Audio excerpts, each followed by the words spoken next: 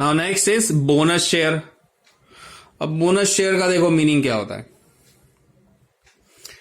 A bonus share is not a type of share, so we do not find any definition in the Company Act. On way of saying is that the bonus share is a share given by company to its existing equity shareholder without cash.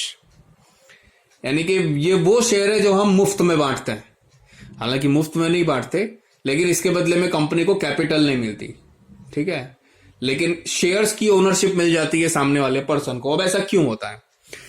कभी कभी company क्या है, अगर किसी experts की या directors की या कंसल्टेंट की या थर्ड पार्टी की सर्विस लेती है, लेकिन उसके बदले में उसको पैसे नहीं चुकाती।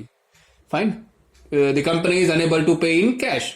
सो now when company can not pay cash, company can give bonus share to these people, fine, for the service that they have availed, और वो बोनस शेयर्स उनको दे दिए जाते हैं बोनस में, यानी कि उनकी सैलरी या उनका कंपनसेशन जो भी हुआ हो जिनकी सर्विस कंपनी ने ली है, ठीक है, तो उनको ये बोनस शेयर दे दिए जाते हैं। बदले में कंपनी कोई कैपिटल नहीं आती, बल्कि ये उन्हीं के पास चला जाता है। फिर वो शेयर वो किसी और को भी बेच करके अपना जो मनी है वो ले सकते हैं जो उन्होंने कंपनी के बदले में सेवा दी है।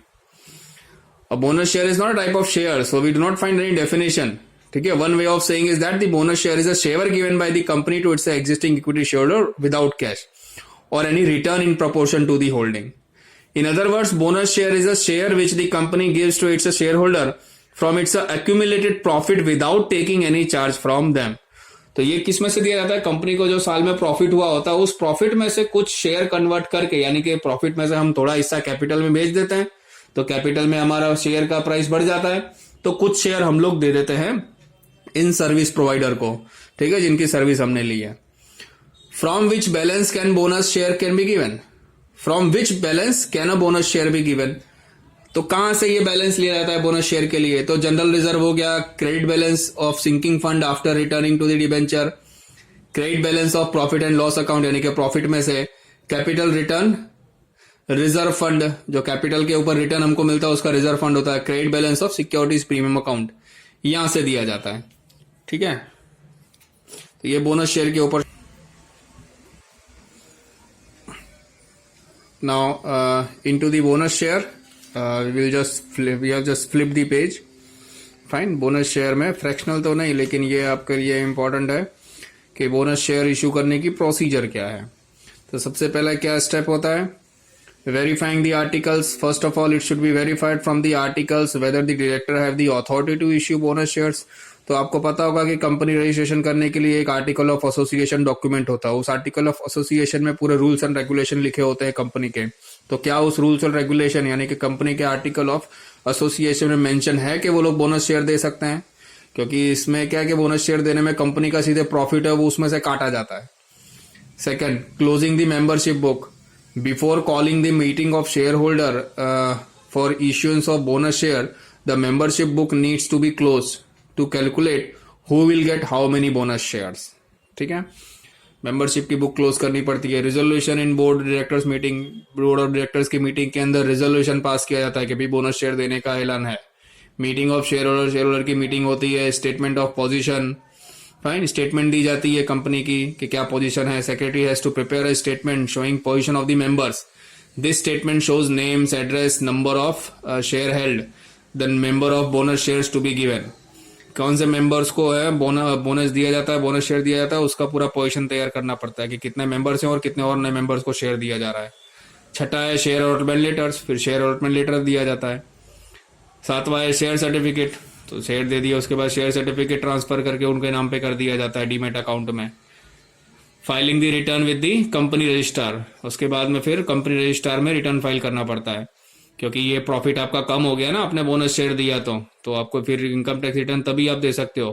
यानी कि प्रॉफिट होता है, फिर बोनस शेयर बांट देते हो, जितना बोनस शेयर बांटा है वो प्रॉफिट आपका कम हो गया और उस प्रॉफिट इनकम के ऊपर आप रिटर्न भरते हो company. Within 1 month of the issue of bonus share, a return relating to the bonus shares has to be fixed filed with the company registrar, ठीक है। ये हो गया बोनस शेयर।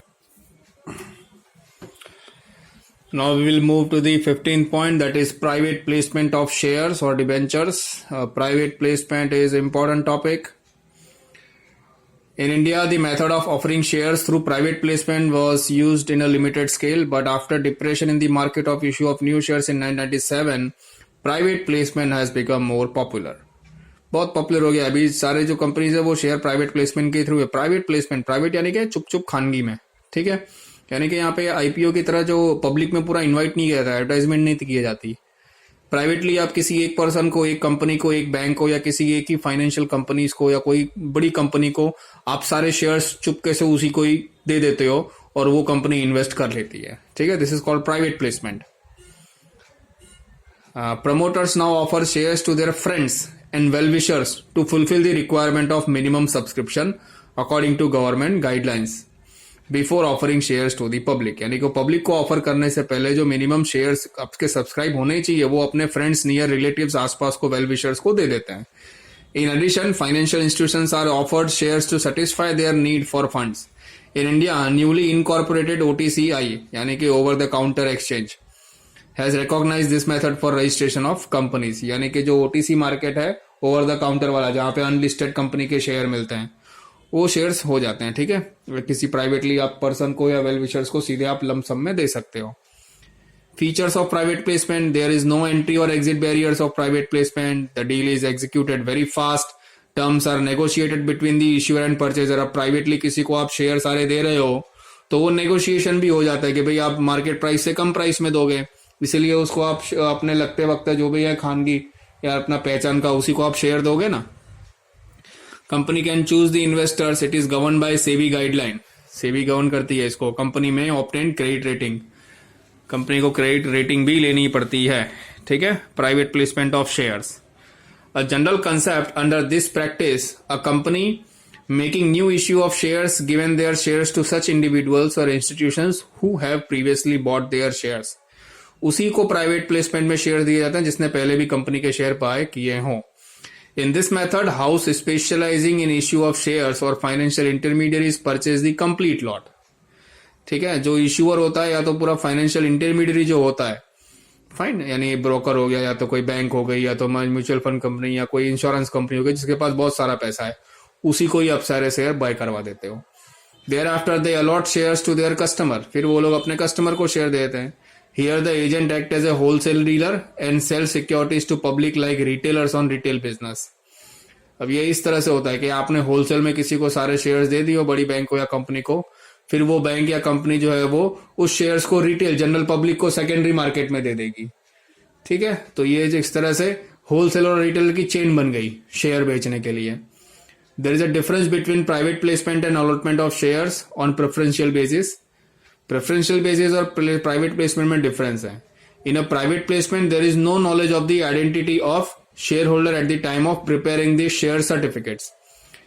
तो शेयर सर्टिफिकेट बनाते समय यानी कि क्या होता है, प्राइवेट प्लेसमेंट के अंदर फाइनल शेयर्स कौन बाय करेगा ना, वो आइडेंटिफाई नहीं होता, क्योंकि प्राइवेट प्लेसमेंट में आपने लंप सम में होलसेल में शेयर किसी को दे दिए, वो फिर बाद में थर्ड पर्सन को, अपने कस्टमर्स को वो लोग बेचते हैं शेयर, तो तब तक शेयर सर्टिफिकेट नहीं बनते। Whereas in preferential placement, identity of the investor is quite clear because in this process, approval of the shareholder is essential. In India, the idea of private placement of share is prevalent in case of equity shares of unregistered companies और debenture, यानी कि India के अंदर जो unregistered companies के shares या debentures को private placement के थ्रू करना बहुत ही फेमस है। Fine, connected with them in case of debenture और रजिस्टर्ड नॉन रजिस्टर्ड कंपनीज। अब आ जाओ यहाँ पे। In India, private placement is mostly used in connection with the equity shares or securities connected with the equity shares of unregistered companies। यानी कि ये mainly तो क्या इक्विटी शेयर्स में यूज होता है, या तो इक्विटी शेयर्स उस कंपनी के जो रजिस्टर्ड नहीं है, वही लोग प्राइवेट प्लेसमेंट करते हैं। अब private placement of equity shares, an unregistered company required equity fund but which is incapable of making IPO to shares, यानी कि वो कंपनी जिसको इक्विटी फंड चाहिए, ठीक है, इक्विटी शेयर्स का चाहिए, लेकिन इक्विटी कैपिटल चाहिए, लेकिन वो आईपीओ बाहर पाड़ने के लिए, मतलब आईपीओ इश्यू करने के लिए कैपेबल नहीं है, सक्षम नहीं है। Sells equity or securities connected with the equity to one or more sound investors, तो एक या दो इन्वेस्टर्स को वो सारे इक्विटी शेयर इश्यू कर देती है।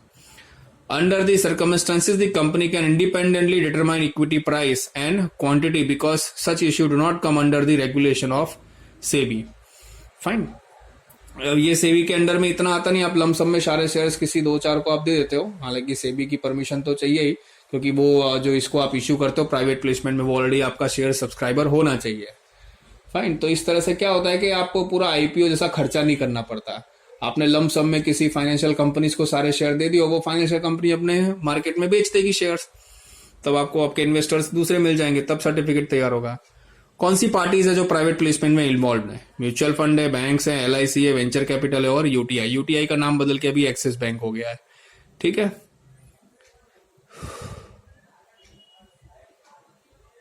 एक्सिस बैंक, यूटीआई अभी नहीं है। एडवांटेज क्या है प्राइवेट प्लेसमेंट का? The private placement is faster route for raising fund. It is less expensive, less time consuming. Method is suitable where small companies issue shares. तो नॉर्मली छोटी companies के लिए ये सबसे बेस्ट होता है। खर्चा कम होता है और टाइम कंज्यूमिंग भी नहीं होता। This route is available for all companies, that is listed companies, unlisted companies and private companies. सारी कंपनीज के लिए ये मेथड यूज होती है। जब किसी बड़ी कंपनी को भी अमाउंट जो है, छोटी सी अमाउंट, वो तुरंत और क्विक चाहिए, तो वो आईपीओ नहीं करते, वो इसी तरह से प्राइवेट प्लेसमेंट में शेयर्स बेच देते हैं। Thank you.